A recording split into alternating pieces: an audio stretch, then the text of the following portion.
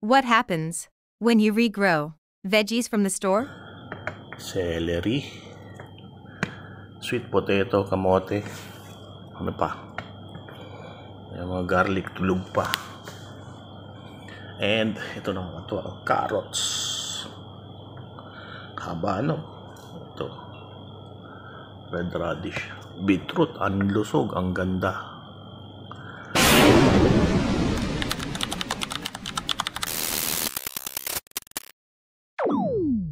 Atis mag-port question natin rati mula cuttings. Daw ating celery, ating jang paso. Anto, limit ating lettuce, ating carrots.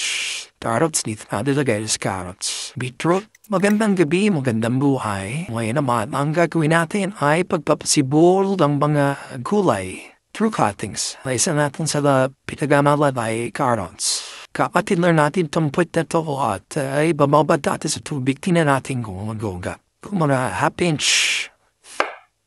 carrots, meron tayo. 3 carrots na itatry. Half-inch. May mga sumisibol-sibol eh. Na natin pong binabanat sa tubig mag-ugat yan. Kung apalang mirin natin carrots, ito yung mga organic. So, bumili tayo sa vegetable section, organic section. Next, ang susunod natin, lettuce. Plain natin yan. Kukunin natin at yan. 1 inch. Yan. Yan na. Ito ating clip. Organic celery.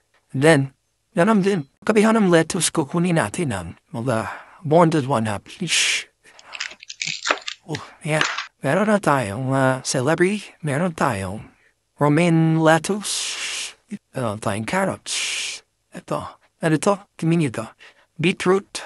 Kukunin lang natin yung bottom layer. Tops na yan. Wow. Beetroot. Imit ko na natin lahat para magandang chance, malaking chance na rating. May mapasibor tayo. Yan. Mga natin mas makapalaman to isan to. May matipis, may makapala. Labad hugas and then lalagyan natin ito sa ating glass tray. Lalagyan natin ng bottled water. Tapos every other day, every night, staying gabi. Papalitan natin lang. Yan, meron na tayo rito malinis na glass bowl. Lalagyan natin lang yan ng mga babaw lang, half-inch deep water. Or atis mag-port question na natin na rati mula cuttings. Ito ating celery. Ito ating jang paso. Anto, limit ating lettuce. Ito ating carrots. Carrots dito natin lagay is carrots. Beetroot. Yan, and then lang yan. Smile to the camera. Naisip whaler. Smile sa camera. Wish and slap. Wish. Wishi.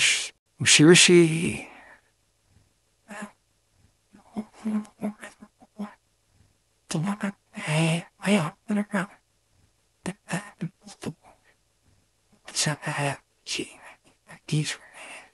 Magandang buhay, magandang gabi. Update ko kayo ng mga vegetable trimming natin. Sinatry pasibulin. Ano ba meron tayo? Ito, update. Ating romaine lettuce. Ito ating celery, carrots. Pinawang carrots. So, misibulo. Kung mga trims lang yan. Ano naman tomato? Mga beetroots. Kamote, sweet potato. Then, ano ba? Ito, white onion. Puro mga trimmings lahat. So, ayan. Nagulamin natin na hinugasan natin gabi-gabi. Pangatlong gabi na ito. Start up natin Sunday. Itong experiment na to. Tingin ko may nakikita ang maganda doon sa celery at sa carrots. At siyempre sa beetroot. Siyempre mga kamote na yan. On that, mag-stack sumibulo. So, importante lang every night hugasan ko siya para hindi siya aamagin magmamold yung tubig. Hugas ng tap water, tapos drain, and then refill natin ang bottled water. Huwag tap water kasi may chlorine. Inawasan natin. Dapat walang chlorine. So, we'll see. Tingnan natin magkaroon tayo no. And then buhay magandang biyati mo pinasiguro natin celery, tiyong beetroot na ugat pa. Lemon carrots. Tatlong carrots. At yun natin buyan Okay, meron lang. Beetroots, 6. Nilagay natin ay 5 ang shimibol. Kaya ito. Celery. So, ngayon, gagawin natin, lalagay natin sa lupa ito. More than 1 week na sila sa tumpigi. So, ito try na natin sa lupa. Put that sa lupa. at kung ano mangyari. Ayan, nalagay natin dito sa ating indoor potting soil. Nilungat siya na siya. Wow. Minubura nga mabaho. Inshallah, para maresulta.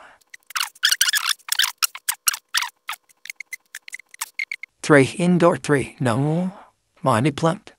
Mekos na nilagay natin dito. May garlic, may onion ito na. Ito yung mga bagong dagdag. Celery, lettuce, beetroot, and carrots. Tignan natin ang yun. So tap that 1 week. Good morning.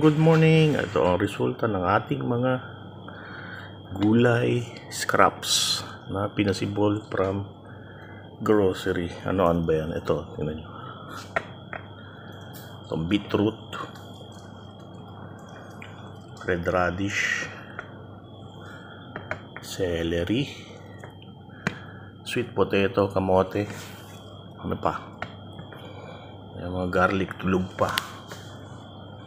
And ito naman ito, carrots. Haba, no? Ito. Red radish. Beetroot, ang lusog, ang ganda. Lilipat natin bukas sa labas tong pasok para maarawan itong mga tanim natin. Hindi lang yan, meron pa tayong isa pa. Ito, tingnan nyo, ano ba yan? Alugbati. Pinababad natin sa tubig. Tingnan nyo. Oh, wow. Ganda, oh. Nag-ugat na. Yes, success. Pwede natin itanim sa pasok. Meron pa isa. Yan yung green variety. Ito naman yung purple variety. Tingnan natin ang ugat din ba yan. Yes. Oh, lahat to. Tatlo yan. Oh. Lahat may ugat. Success. Tatanim natin bukas yan. Pagka holiday na naman.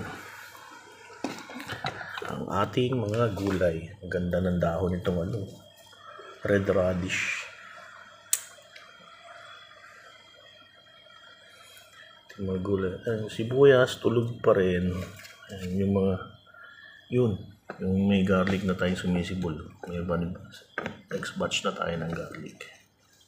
Pantanim na ulit. Diba? Pagdilig muna bago pumasok. Progress ng ating mga pinapasabyol sa cup, nakababad sa bote na may nutsol. Ang ganda, oh. Ano to? Basil. Hindi ko na tinrim. Naglagay ako ng mga more or less more than 2 to 3 pieces. Pag lumago yan, saka tayo magbabawas para ang matitira gaganda lalo. Hanging planter sa bote. Hydroponic Kratky style. Ayan, o. Lumalago. Maganda tong basil. Angkop na ang tukop to sa ganitong sistema. At ito rin eh. Tingnan nyo. Tingnan na natin siya. Ating pak choy. Dalawa yan. Oh, diba? Progressing na rin. Lagay natin dun sa arawan. Yan. Diyan ka. Ganda dyan. Bibilad sa morning sun, direct sun. Yung iba ganun din. Mahabol na rin. Maganda rin itong mga pakchoy. Pakchoy, pechay, mustasa. Maganda yan sa ganitong sistema. Hydroponic Kratky style sa used pet water bottle.